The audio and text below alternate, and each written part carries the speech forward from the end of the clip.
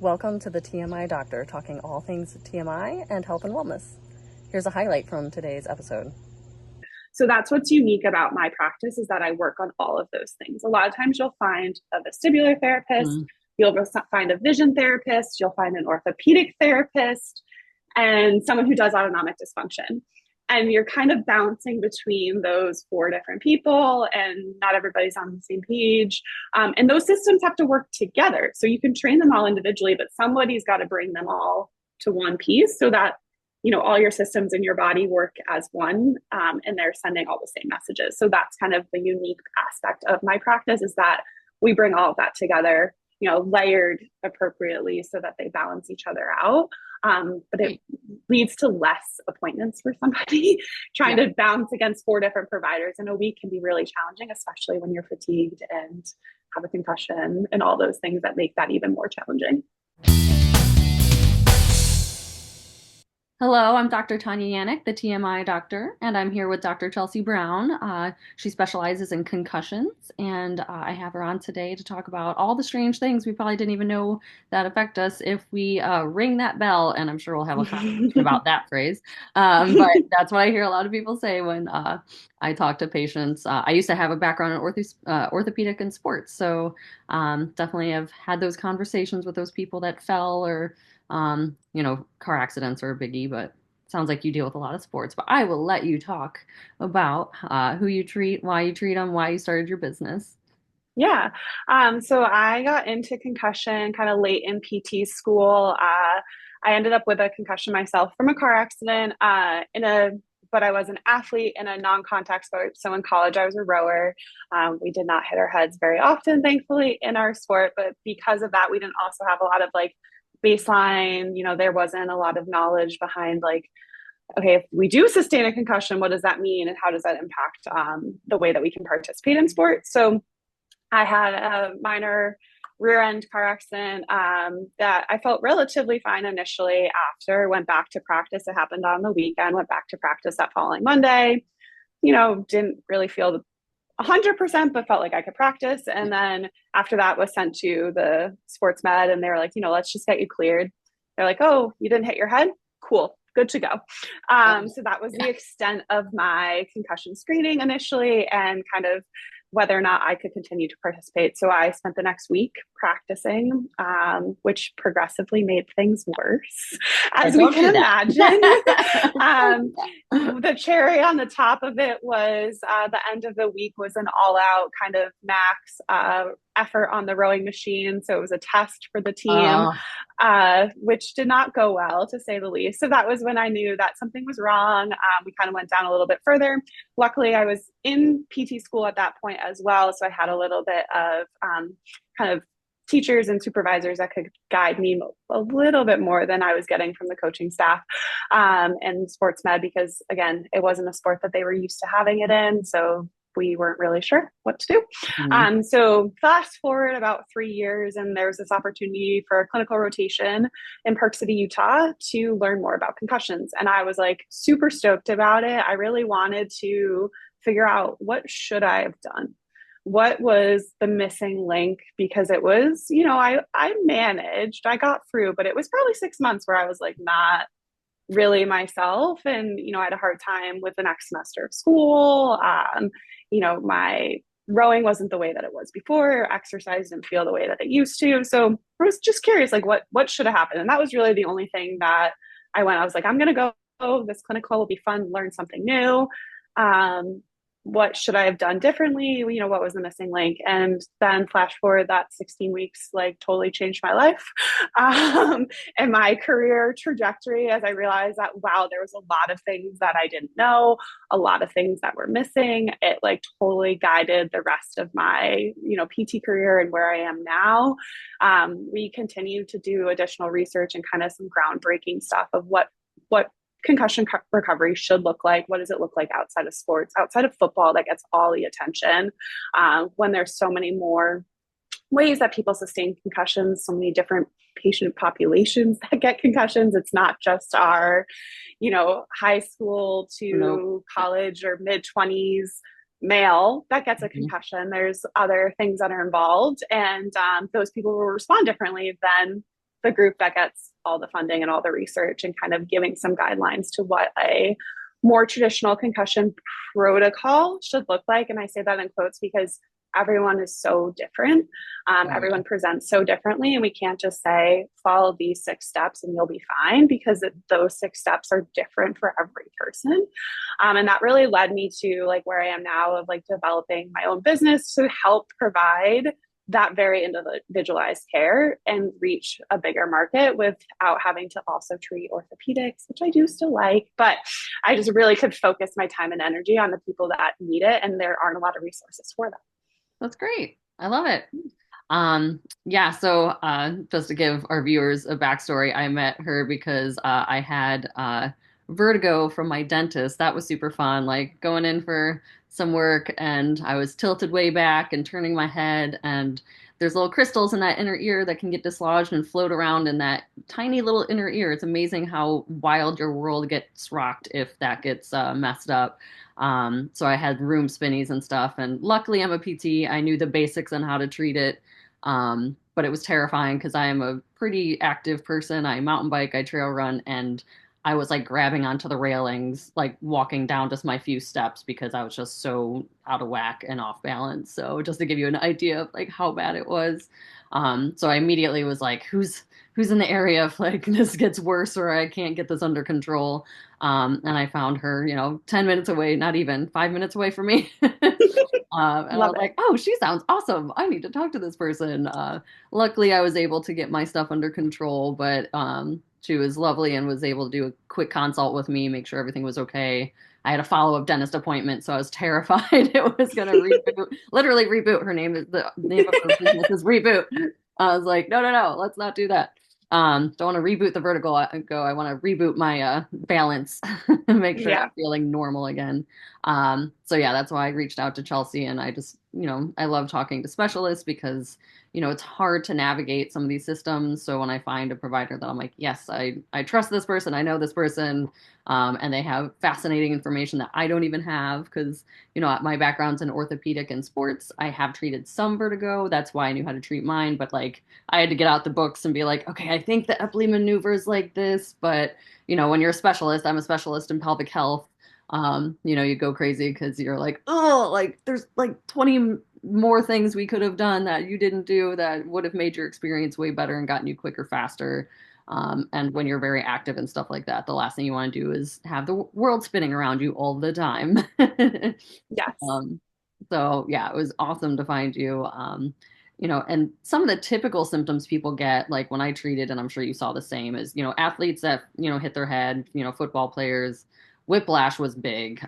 So just like in your situation, you didn't hit your head, but fun fact, if you go forward and then back, your brain bounces around in that, skull of yours. So even though the external part of your head didn't hit anything, your brain bounced back and forth. So anytime your head goes forward or to back or side to side from any impact, just like the viewers to know, like, hey, that's actually a concussion.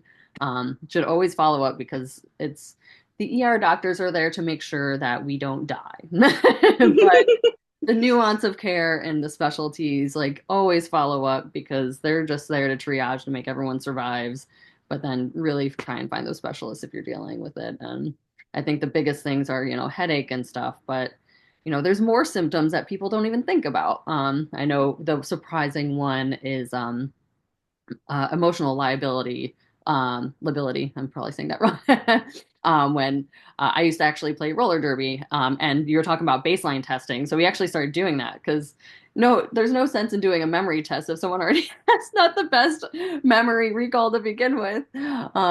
But it's good to have those baseline tests. But it was amazing. Like people would fall, hit their head, and some people that are usually pretty grounded or pretty reasonable are like sobbing or starting to like angry outbursts at people like immediately after, like, what are you doing, just leave me alone. And we're like, who are you?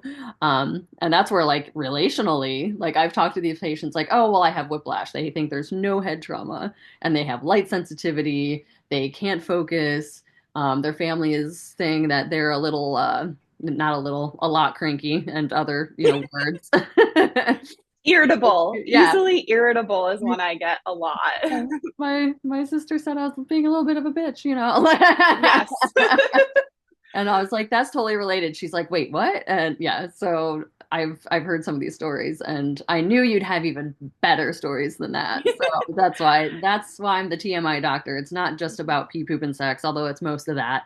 But I like to talk about relationships and relational issues. And you said you had some good stories and good Yeah. insights into things that your patients have said, like, wait, what? This is connected. So what are some of those, leading off from what, some of the things I've seen? What else have you seen that I probably don't even know about? Yeah, so it often kind of falls into things that are really controlled by one particular system, so our autonomic nervous system. So a lot of people will know, oh, I'm in survival mode or that fight or flight. Like everyone will say that, I feel that, but they Mhm. don't realize what that also means and what that can control. So kind of similar weird symptoms that people get that they don't realize are related, but are likely because honestly, they're still in this survivor, fight, or flight mode. Their nervous system's on high alert from the trauma is we'll see again the emotional regulations. They'll feel like they're more irritable. They'll switch on a dime. The one I get a lot, and it's common, essentially most people outside of menopause will mention this symptom. People in menopause won't mention it, but they'll all be like, I have hot flashes. People in menopause will just say, oh, yeah, I have that, but I'm going through menopause and it's just normal hot flashes. But it's common where, I'll have someone who's postmenopausal that be like, I already did my time and I'm getting hot flashes again and I don't like it. That's wild. Or yeah. People who are, in their mid or to early 20s or early 30s where they're definitely not in that perimenopausal phase yet, they'll be like, why am I getting hot flashes? I feel like this is way too early. What's going on? I can't regulate my temperature. Most of the time it will be at night and sometimes the night sweats, but some people will get it throughout the day where they just have the inability to regulate their temperature and they will swing hotter normally because again, they're trying to prepare in that survival mode that they'll go with a higher temperature at baseline. So it's funny where people are like, some people will mention it and then I ask the question, I'll be like, oh, I feel like, how did you know? That's so strange. I'm like, oh, it's all related. So that's a big one. Another one that's kind of common or people don't realize is related is changes in their cycle too. So their menstrual cycle will either be, I've had it, irregular, delayed, where it just doesn't come. Some people will say that they're bleeding twice a month. So they're getting kind of periods every 2 weeks or so, or some sort of bleeding every 2 weeks, to changes in flow during their cycle. So they're, heavier than normal, they're crampier than normal, anything like that, is related to their, whatever their typical cycle is can be abnormal in some way. And again, that's not necessarily my specialty too, so much as to why that's changing, but it is believed through the concussion that it has to do with the pituitary gland and how that is affected. And that changes hormone regulation so that they then have this imbalance of hormones that leads to these abnormal cycles. Obviously, someone will be a little bit more affected by that if they are not on some sort of hormonal birth control that is supposedly regulating their cycle. Birth control for everyone. Right. There has been some research to potentially linking, and I have to, again, look a little bit more into this, but where, and I think they do this with ACLs too, where a woman is in her cycle and how that relates to the length of their recovery. Oh, wow. And so that is, they're looking more into that potentially, but I do think it has to do with potentially how much that alters their autonomic nervous system with that link. And of course, there's not enough research in women's health because we were just treated like shrunken men or something with medical. Yes. You're just like a man, totally the same. We're like, no, it's totally the same. Yeah, we all have the same monthly hormones. cycle. Yeah, it totally affects everything. Yeah. So then there's that, and then changes to people's sleep. So everyone thinks concussion, I'm tired all the time, I sleep all the time, it's all hunky-dory, but a lot of times people have a really hard time sleeping. So they're fatigued nonstop, but they like can't get a normal sleep. Or they sleep a lot, but their sleep's not restful.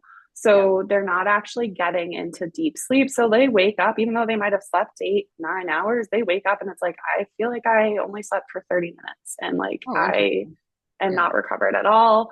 You know, it's very tossy turn sleep. They're not just getting that usual REM and deep sleep, kind of typical circadian rhythm that we would strive for. So they'll get plentiful, but quality is never really the best. So that kind of, again, hinders recovery because sleep is so important in recovery for anything. And they can't get good quality sleep. So then that perpetual, always fatigued cycle continues. And the ability to turn the brain off, right? So the brain's trying to recover, but then it's kind of going nonstop. So it never really like has that shutdown at night to really kind of reboot and start over the next day. Yeah. Is there a good way to describe, because I think a lot of people are like, well, they did a scan, there wasn't a bleed. Well, they did these tests and there's not, like, when we say the brain is healing, just like for layman's terms, like what does that mean? Like what happens to the brain? Is it just like jostled? Is it bruised? Like it's hard because you don't see it on imaging, because unless you have an obvious brain bleed or something like that, they're like, it's hard to diagnose. And unfortunately, that is when you go to the ER, they're just looking for the major stuff to rule out. Right. But it's all these nuancy things, you know, PTs work in the gray area. Yeah. PT, like I have so many patients that come in and they're like, they've scanned everything and they said everything's normal, but they're miserable. And I'm like, because there's a dysfunction, there's coordination issues, there's, you know, that brain body connection is, you know, out of whack. But could you give like a simplified version of like what exactly happened to the brain, and what are like the different causes? Because I know a lot of people just assume you have to smack your head, but yeah. So like, yeah, there's no good diagnostic imaging or tool for diagnosing a concussion at all. So the scans that you would get done are really just looking for major red flags, skull fracture and bleeds. So those are the things that really have nothing to do with a concussion. It's just we want to make sure we're ruling these out because those are kind of the big scaries. Outside of that, what happened to the brain is it is a little bit more like it got bruised, it got jostled. So there's your brain sitting inside your skull. It doesn't fit perfectly. It's not exactly the same size. So there's room for some movement. I like to describe it as like, you think about a tree that's blowing in the wind, right? So the trunk is your neck and the branches of the tree is your brain. And when that moves, it's moving side to side. Things get bounced around, things hit depending on how big the movements are, right? So you're having that jostling, and then the tree comes back upright. It doesn't always sit perfectly where it was before, right? After the wind blew. So that is kind of what's happening in your brain. So those pathways that the brain should send signals from, you know, your eyes to your brain and then to whatever to assess where you are in space, right? That gets impaired because they got jostled around, they got moved. So now it's not communicating perfectly from left eye to right eye. Your brain gets confused. And that's where you might feel the dizziness or blurry vision or nausea, because you're like, why is your brain is essentially saying like, I got all these different signals from different parts of my body and I don't know what to believe. And it feels confused. Yeah. So that's where most of the concussion symptoms come from, is just, it's not necessarily misinformation, but mismatched information. So your eyes don't match what your inner ears say, that don't match what your body's feeling. So that's like the boat sensation or things like that. I would say it's I got the like feeling like I was in an elevator, that little like when it stops, you get the, and I'm like, why am I feeling like this? Something is still a little bit off. So the room wasn't spinning, but there was like that week after that I felt like on a boat, or I was like stopping on the elevator on occasion, and it was so bizarre because I'm a fairly coordinated person, and like I feel maybe drunk, but I haven't like drank anything. Yeah. Like in a fog, or like I'm walking on a boat, but I'm like, nope, I'm in a building. Should not feel like I'm floaty right now. That's one of my favorite diagnostic questions. I should say diagnostic questions. Is, can you describe your dizziness without using the word dizzy? Which part of that will give a lot of clues to me as to like what's kind of contributing to that person's dizziness. The traditional, like the room just spun, I was on a merry-go-round, is very much, your traditional vertigo, crystals in the inner ear. When it's like I feel like I'm on a boat 24/7, or it's that lasting, I feel drunk all the time, those things can kind of lean to a little bit more communication central based, in like how the brain is perceiving things to help guide treatment. So that's always a fun people will say when they can't use the word dizzy to describe how they feel. Great. And what do? You don't have to go into like every nitty gritty about your treatment, but some people are like, well, what do you do? Like, because everyone thinks of PT and they think of like leg and arm exercises. Yeah. So I have the same problem with pelvic PT. They're like, so how does that work? So similar with the brain, they're like, how, so, what do you use in your brain and how do you, activate that? So it's something you could expect to do or for treatment. So like I mentioned earlier, we were talking about how your brain is perceiving the information it's seeing or it's getting, and what's coming in from those different systems. So I will still in my practice address whiplash, neck pain, things like that from an orthopedic standpoint. But then the other things that we're looking at is our visual system. So how well the eyes, and what is important with vision as it pertains to how well we see is that 20% of our vision is our acuity. So do you have 20/20 vision, whether on your own or corrected with contacts or glasses? The other 80% are how well are the muscles and nerves that control your eyes working, and how are they working together for those motor pathways to go back to your brain. So that's the big thing that we're working on. A lot of people will say like, oh, I feel like I need new glasses, everything's blurry. And it's like, it's not the acuity, it's the other 80% of that motor control that's not working post-concussion. So that's one thing that we work on. Little muscles controlling your eyeballs and they're not quite working like they should. Yeah. And then the other side of it is the vestibular system. So the inner ear, cerebellum, brainstem, that controls balance and perception of where we are in space. So again, working on that system. And then what I mentioned earlier, the autonomic nervous system. So how well does your nervous system kind of pull out of that? Can we get you out of that fight or flight, and re-regulated? So those funky symptoms that we mentioned, the sleep, abnormal cycles, hot flashes, temperature regulation, irregular heart rate, those things start to be more balanced so that you can do your usual activities. So that overarching symptom that people will notice as a decreased function is activity tolerance. So working on somebody's activity tolerance and heart rate regulation. And then the good part about all of that is how well all those work together. So that's what's unique about my practice, is that I work on all of those things. A lot of times you'll find a vestibular therapist, you'll find a vision therapist, you'll find an orthopedic therapist, and someone who does autonomic dysfunction. And you're kind of bouncing between those 4 different people, and not everybody's on the same page. And those systems have to work together. So you can train them all individually, but somebody's got to bring them all to one piece so that, all your systems in your body work as one, and they're sending all the same messages. So that's kind of the unique aspect of my practice, is that we bring all of that together, layered appropriately so that they balance each other out. But it leads to less appointments for somebody. Trying to bounce against 4 different providers in a week can be really challenging, especially when you're fatigued and have a concussion and all those things that make that even more challenging. Yeah, I've seen that in hospital systems where, I don't know if most people know this, but when you go through your hospital system, a lot of times it's like you get one diagnosis. And when you go to PT, the PT can only touch that diagnosis for some. And I think this is typical for most just general hospital systems. So you're like, oh, I saw my specialist and they're saying to go to the PT department here. They will only, so like say there's a neck injury, they'll only treat the neck injury. But if they suspect concussion, they're like, oh, well, we have to go send you back to the doctor and get another script. And then you can go to the vestibular person. And then they're like, oh, wait, there's this other problem. Go back to your doctor, get a script for this.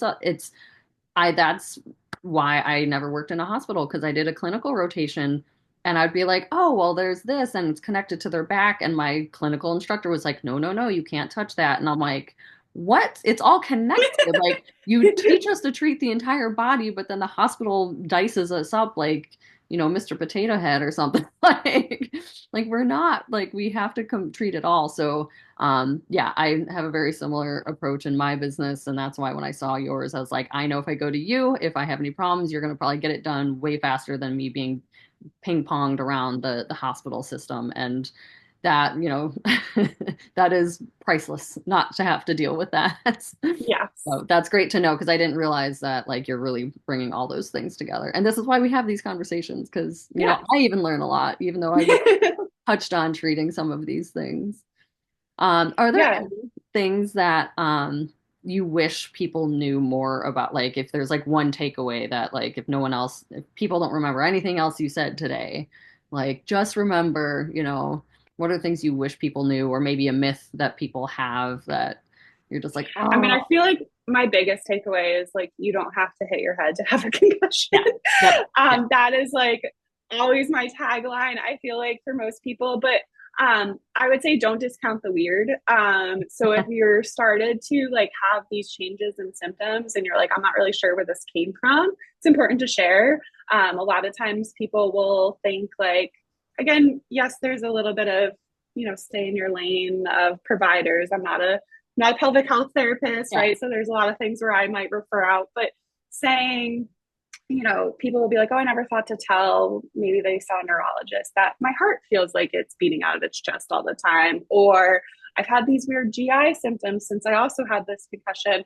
And they'll leave those things out because they won't think it's important to that particular provider. Mm-hmm. But we're trying to put the pieces of your puzzle together. So giving those weird symptoms acknowledgement to me particularly is like something that I tend to like tease it out of people and make them share with me, but just by asking the right questions because I've been around it long enough. But a lot of times it does take that, and people are like, oh, I didn't think to mention, oh yeah, that does happen, but I didn't really think anything of it. It's trying to keep those like symptoms in mind as you think of concussion, you're like, oh, I don't have a headache, I must be fine. But if you also have decreased tolerance to like your usual walk with your dog, or you're feeling like you're more blurry vision, and you're just kind of like, oh, I'm getting old, maybe I just need readers, or those like changes again, like hot flashing, you're like, oh, maybe I'm just hitting that time like in my life where it's menopause and that's normal. Trying to keep that in mind as like it doesn't just have to be headache, and you don't just have to hit your head for it to be concussion and for you to get treatment for those things. Yeah, I always tell people, most people know their bodies. So when something you're like, I just don't feel like myself, or something is off, and often they get dismissed. I'm like, don't ignore that. It's unfortunate that they have to get dismissed, but keep seeking those answers. Unfortunately, in this medical system, we do have to be our own advocate until we find those people that can really like springboard our understanding of what's happening. So I always say it's good to go private because we get to spend more time, and we're not limited by the bigger hospital restrictions that they put on our treatments. So awesome. Anything else? Anything you have a burning desire for the public to know? I don't think so. I think that really covers a lot. The other thing I would just say is that you also, if you feel like you have these symptoms, but you're like, I don't think I have a concussion, there are other conditions that will present similarly. Mm-hmm. Again, vestibular dysfunction, long COVID sometimes will present with like that exercise intolerance, dizziness, headaches, brain fog. Those things all can give you those symptoms. So if you're experiencing anything like that, it's worth getting those assessed and kind of having some sort of treatment, because you don't have to live like that forever. Right. So you could even treat long COVID if they're having some of those symptoms. Yeah. So I like to say I do treat, my primary focus was concussion, but I do treat things that I call concussion adjacent, in that you present very similarly. So your symptoms are the same. They respond the same. Again, we're treating the vestibular system or the autonomic nervous system, which is what's affected with maybe vestibular migraines, vestibular hypofunction, long COVID, things like that are all within the same system, and they have similar effects to those systems. So they respond similarly to that treatment as well. Great. So where can people physically find you and digitally find you? Yes. So physically, I'm located in Waltham by the Costco in Waltham, if anyone is in the area. So it's 60 Hickory Drive in Waltham. And then on Instagram, you can find me at CB, the Concussion PT. And online, our website is rebootconcussionrecovery.com. Awesome. Well, thank you so much for joining me after this lovely Thanksgiving long weekend. Yes. Thank you Hope for having me. Yeah, of course.